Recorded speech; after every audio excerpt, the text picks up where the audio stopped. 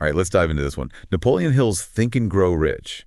This book has been around forever, right? Mm-hmm. But it's not just about, money. It's like this roadmap to get to any goal you have. Yeah. And I got to say, some of these ideas are pretty wild. Yeah, it really is fascinating how, he wrote this book almost 100 years ago, but his principles are like still so relevant today, Like it's almost like they were the original life hacks, They tap into like the power of your mind to shape your reality. It's crazy. Well, let's unpack some of that. We're going to break down his system for like personal transformation, starting with that emphasis on burning desire.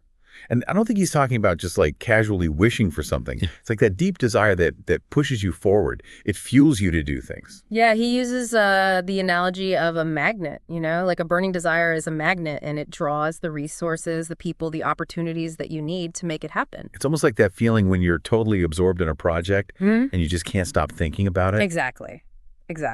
So it's not enough to just want it. He says you need unwavering faith that you're going to get there. Yeah. That you're going to achieve that goal. Like you actually believe it's already yours.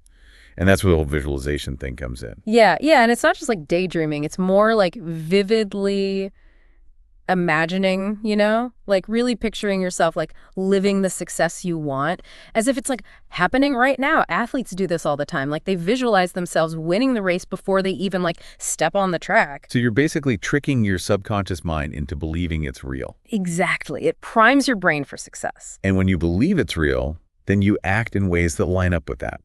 That's really interesting. That's it. And that, leads us to one of Hill's most famous concepts, autosuggestion. Have you ever caught yourself saying negative things to yourself? Well, autosuggestion is consciously flipping the script. Yeah, like instead of saying I can't do this or I'm not good enough, you're basically saying I can. I am. You're like rewriting the program in your brain. You got it. You're training your mind to focus on what you want, not what you don't want. And that change in thinking can be huge, Huge impact. Yeah. But Hill doesn't stop there. He also says you need knowledge. But not just any knowledge. He says you need specialized knowledge about your goals, not just general knowledge. Yeah, like general knowledge is good, but to be really good at something, you need to go deep. You need to have that laser focus. It's the difference between knowing about something and being able to actually do it. Like you can read every book about playing guitar. Yeah. But you're not going to be a great guitar player unless you pick it up and start, actually playing it. That's a perfect example. So it's going beyond that surface level and really digging into the nitty-gritty details that will set you apart. It's like knowledge is power, but that specialized knowledge is laser-focused power. I think Hill was really onto something with that one. For sure. And, this is where imagination comes in. Hill believed that imagination is like this muscle, and you can strengthen it with practice. He saw it as the spark of innovation, the ability to go beyond what already exists and create something new. So it's not just about absorbing information. It's about using it to fuel your imagination. Right. Thinking outside the box, coming up with solutions that other people don't even see. This is making me think about all the times that I've been stuck on a project. Maybe I should have been using my imagination muscles more. But even with a great idea, even with all the knowledge you need, you still need a plan, right? Yeah. A solid plan to make it real. Yeah, that's Hill's next principle, organized planning. He believed that a well-structured plan is like a bridge. It connects your desire to your achievement. So you break your goal down into those smaller, manageable steps. It's like a roadmap for your journey. Right. And Hill said that it should be a written plan, something you can refer back to and, make sure you're on the right track. Okay, well, I'm feeling motivated, but we're just getting started. Desire, faith, visualization, autosuggestion, specialized knowledge, imagination, and organized planning. That's a lot. But there's still more to explore, so stay tuned because we'll be right back with part 2 of our deep dive into Think and Grow Rich. Let's do it. Okay, so we're back, ready for more of Think and Grow Rich. Remember where we left off? Desire, faith, specialized knowledge, all those are important. It's like building a house. Yeah. You got to have that strong foundation before you can even, start building up. That's a great analogy. And once you have that, solid foundation, Hill's 7th principle is all about decision, making those quick choices. He found that successful people are decisive. They don't get stuck in that, what if loop. That's so true. They trust their gut. I know for me, I get so caught up trying to make the perfect decision, the best decision, that I don't make any decision. I know, right? But Hill actually said that making a wrong decision, it's often better than not making one at all, because at least you're moving forward, Yeah. gaining experience, and, you can always adjust as you go. It's like they say, you miss 100% of the shots you don't take. Exactly. And speaking of empowerment, that leads us to principle number 8, persistence. Hill thought this was like the ultimate key to, overcoming challenges and achieving success. This is something I struggle with, I got to say. It's easy to get all excited about a new project or a new goal, but then, life gets in the way, roadblocks, obstacles pop up, and I lose motivation. Yeah. So how can we use Hill's advice on persistence for those times when we just want to give up? Well, think about it this way. Every successful person has faced setbacks, right? Right. But those setbacks didn't stop them. They used them as fuel to keep going. They learned from their mistakes and kept moving forward. Okay. And Hill saw failure as just the temporary detour, not the end of the road. Okay, so it's not about avoiding failure. It's Yeah. about reframing it, Yeah. right? Seeing it as feedback, a chance to grow. Exactly. And this is where having a good support system can be super important. Which brings us to one of Hill's most powerful ideas, the mastermind group. Yeah, I've been excited to talk about this one. So a mastermind group is like your own personal dream team, right? Right. It's like this carefully selected group of people, like-minded people who are all committed to helping each other succeed. They share their knowledge. They help each other brainstorm ideas. They keep each other accountable. So it's like you have a built-in cheering section. Yeah. And they challenge you to grow. I'm starting to see how these principles all work together. You need that burning desire and the faith in yourself and the knowledge and the skills and the support to keep you going when it gets tough. And this is where things get really interesting. Hill believed that our minds are way more powerful than we realize. He said that our subconscious mind actually shapes our reality. So that whole thoughts become things idea. Yes. Hill believed we can, reprogram our subconscious mind by feeding it positive affirmations, visualizations, beliefs. It's very much aligned with current research on neuroplasticity. That's the brain's ability to change throughout our lives. Even if you have limiting beliefs or, negative self-talk, you can actually change those patterns. That's right, by focusing on positive and empowering thoughts.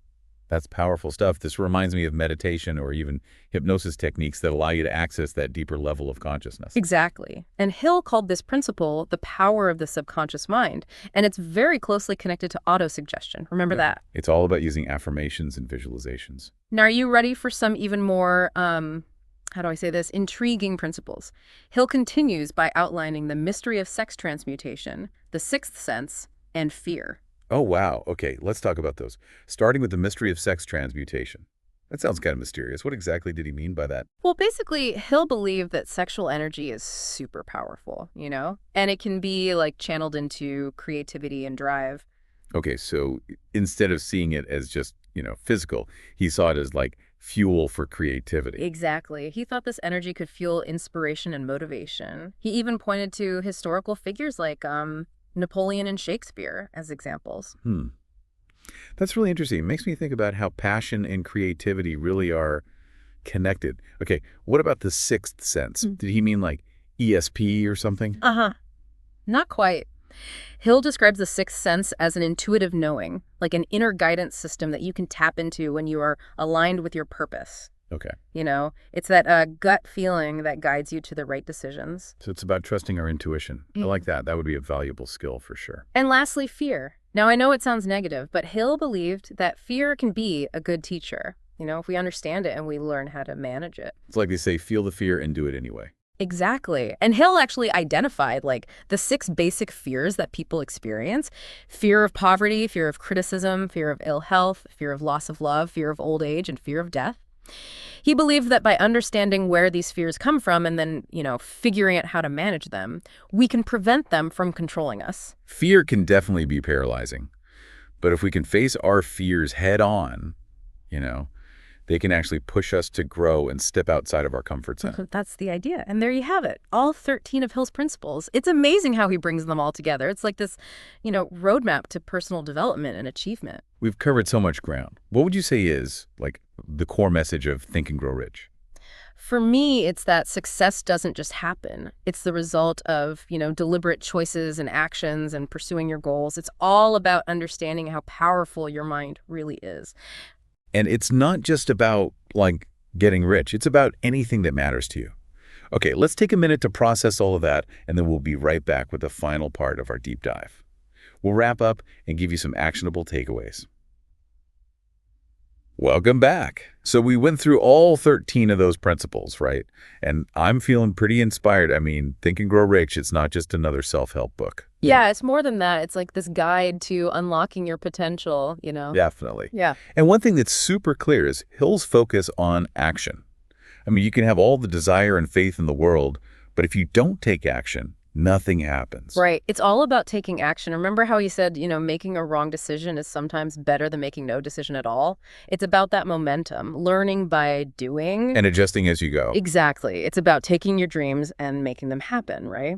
But what I really appreciate about Hill, I think, is it's not all about hustle and grind. It's not just work, work, work. He really gets the importance of those other qualities, like faith and imagination and even your intuition. Yeah, Hill was ahead of his time. He knew that success isn't just about outside factors. It's about cultivating that inner world, that mindset that attracts opportunities. And helps you overcome challenges. And lets you be more creative, you know? And I think that's what makes Think and Grow Rich still relevant all these years later. And don't forget that idea of a mastermind group. That's so important. Surrounding yourself with supportive people who want you to succeed. That's powerful. Hill was really onto something there. Recognizing the power of, working together. He understood that when you're part of a mastermind group, everyone benefits, It's like you're using the power of the group to push each other forward. Yeah. Okay, as we're wrapping up this deep dive, what are some key takeaways that you think people should really hold on to? What's the essence of Think and Grow Rich for you? Well, I think the most important thing to remember is that success isn't just luck. It's the result of thinking in a certain way, taking action, and being persistent. It's about understanding your own mind. And realizing how powerful it is. Right. And it's not just about, getting rich. It's about achieving anything that's meaningful to you, whether it's personal growth or creative expression or making a difference in the world, Yeah, Hill's ideas are definitely a roadmap for a more fulfilling life. Exactly. It's about figuring out what success means to you and then taking steps to get there. It's been really insightful to dive deep into Think and Grow Rich. I feel like I'm walking away with a new sense of purpose and, some new tools to help me reach my goals. What about you? What really stood out to you from this book? I think for me, it was the emphasis on persistence. Hill reminded us that we're all going to face setbacks and failures, but we don't have to let them stop us. That really resonated with me. It's about believing in yourself, even when things get tough. Yeah. Yeah, and as we finish up here, I want to leave our listeners with a question. Think about all those principles we talked about. Which one would you choose to focus on right now? Which one could help you with the goal you have? Ooh, that's a great question. Remember, knowledge is power, but it's only powerful if you actually use it right. Yes. So take some time to think about Hill's ideas. Think about how you can use them in your own life. Thanks for joining us for this exploration of Think and Grow Rich. It was a lot of fun. And we hope you learned something valuable today. Until next time, keep thinking big.